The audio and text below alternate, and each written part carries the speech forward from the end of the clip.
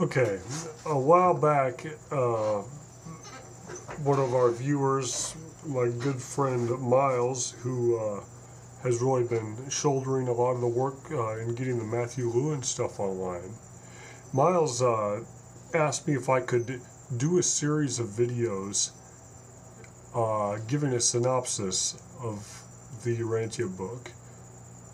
So for the people that weren't at the place in their lives where they're ready to devote endless hours to poring over the almost 2,100 pages, which I could, very, very readily sympathize with. But man, when I first looked at it, I was just like, okay, we'll start with the foreword. And I look at the foreword, and it's just like, how do you summarize this? But anyway, I am up to the task. I will do something, some type of synopsis. I'm not just going to sit here and read the whole book at you. That would be, I think that'd be completely useless. You can obviously read page by page for free online. I'll probably include some links to those sites too, as much as you want. And I don't know, what a lot of people might end up doing is going back and reading after they hopefully get inspired by my video, or looking up specific parts of that, whatever I covered, to try to get a little bit more details. But so to begin with, one thing that a lot of people don't really know how to deal with when they hit the Urantia book right off is that it starts right off, and I felt this way too, it starts right off talking about life, the universe, and everything, starting with the very, very top. Starting with God and paradise and all the highest, in a way, most abstract or most far removed levels of this administration it portrays of the universe. And so it's like people don't know where to go. It's like you can either start with that, then you have this humongous portion of the book that's just hammering you with this cosmology, and you're just like, all I want to know is, why am I here in life and what's going on, and then there's this part, like this fourth section at the end, that deals with the life of Christ, so a lot of people start with that, which may or may not be, may be good advice in a lot of cases, but thankfully, somewhere along here, I'm on like just over page 400, and somewhere in there, it did talk about why they organized the book the way they did. And it was a really interesting statement, and we'll get to it at some point, I'm sure. But I just right off, I wanted to mention it. It basically, in a nutshell, it was saying that at first glance, it would have seemed more appropriate to give this whole account starting with man and man's origins and beginnings, or some kind of origin at the beginning of the earth, or man's story, or pick wherever your starting point is there, and then move on, build up from there all the way up until you get, and you follow man's journey through his evolutionary progress all the way till you get to God on paradise, and go that way. Start at the beginning, But the reason they said that they didn't do that is that you can only achieve a limited type of understanding of something if you approach it from that direction. And they said to truly understand this, for this to truly be a revelation, they had to start from the other end. They had to start from the goal. Start from where we eventually will be, where we're headed. Start from that point, and then work backwards. And so that's really what it's doing, and it's deliberate. And so, therefore, I feel even more encouraged to start from the beginning, as the book does. Just follow it straight through, because there's a reason why it portrays this cosmology from the top down. And to aid with this whole thing, there is this foreword. And the foreword itself provides kind of a miniature snapshot of the entire cosmology, a lot of things that it will talk about later, just to provide a framework for the terminology that's used.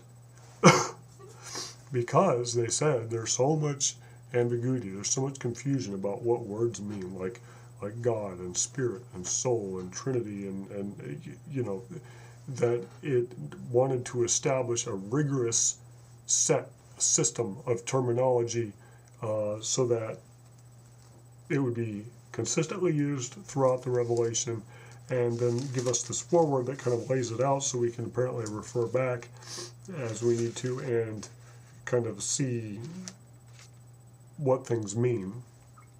And I suppose that's what it does. I don't know. I haven't read the whole foreword again. I've read a good portion of it, or maybe I did read it whole through, but not today. Today I just tackled the very first part, and at least with the foreword, I think that's what I want to do, is go over it in maybe a little bit more excruciating detail. At least my first idea I had was to take this paper by paper and, you know, start over again and read like paper one, and then give you a video that's just kind of my impression, my response to it. And we may have to go at a slower pace than that and take smaller portions of those papers. I'm not sure. But anyway, so that's basically what they're saying. And by the way, the entity that gives the first, at least the first paper in the foreword, and maybe a few papers beyond that, is an entity that is apparently as close as we can get to God. That means it's the most elevated created being that is still allowed, or whose job it is to contact with people on the bottom rung. And in their cosmology, that's where we are. We are on the bottom rung here on Earth. This is one of the many, many, many places where the evolutionary mortals begin. So that's one major distinction you have in their cosmology. Two types of created beings. They're the type that are created perfect with their limitations, but in as much as the capabilities they have, created in perfection. So I guess relative perfection or whatever. And then you have those of us that are created in virtual complete imperfection and then work our way up. And the ones that are created in perfection of sorts at the beginning, they work their way down, rubbing shoulders with more and or I guess less and less developed beings because of the insight and wisdom apparently they gain from just that interaction. So, which is very interesting, and that's another thing that you're going to see right away with this is that the book makes no qualms about pointing out that in a very real sense, God himself is evolving. Now, if you stop and think about that for a second, it shouldn't come as a surprise. I mean, if you have this completely finished, perfect God, which in some sense he is, but if that's all you had, then why would he need to create anything? Why would there need to be us? Why would there need to be this whole universe to glorify him, etc.? And the traditional Protestant view, at least that I grew up with, was that the universe was made just to glorify God. And to a large degree, I'm sure that's true. But more to the point, the Urantia Book says, there is this expansion, there's this growth, apparently this capability, if you will, that God has to expand and grow into areas that were unimagined and didn't even exist before. And so this theme of unending growth and magnificence, you know, like this great symphony that keeps unfolding, that theme goes from the top down. And so there are just apparently these different ways in which things develop.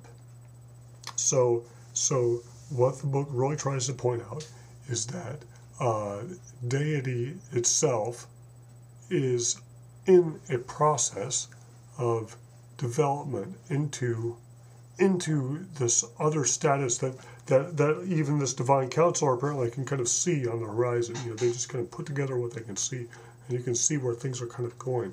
but they point out that even that is just going to be another level, and they're sure that there's tons beyond it. And that's one of the most exhilarating things about this book, is that there's this very real sense you keep getting that really, really big, terrific things are on the horizon. You know, it's like they know that existence goes on to eternity in the future, but they also know that there is a future they can kind of anticipate. You know, for instance, the universe that it portrays, which is also part of the first part of this foreword, they give you a small snapshot out of it.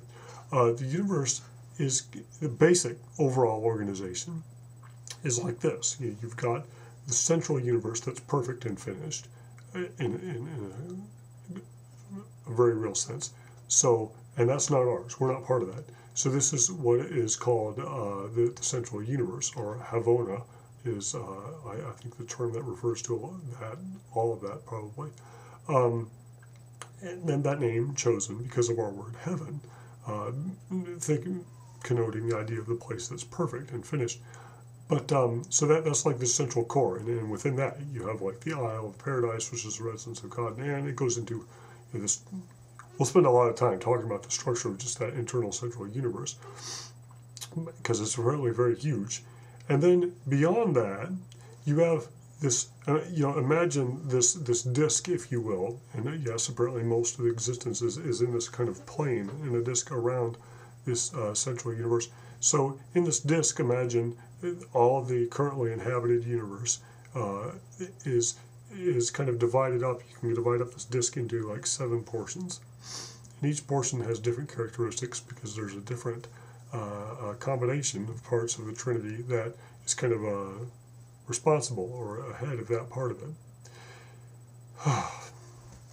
So anyway, you have those 7 segments. We are in one of them, segment number 7, and the larger part of that segment is our Milky Way galaxy and its associated stellar bodies and whatnot, apparently.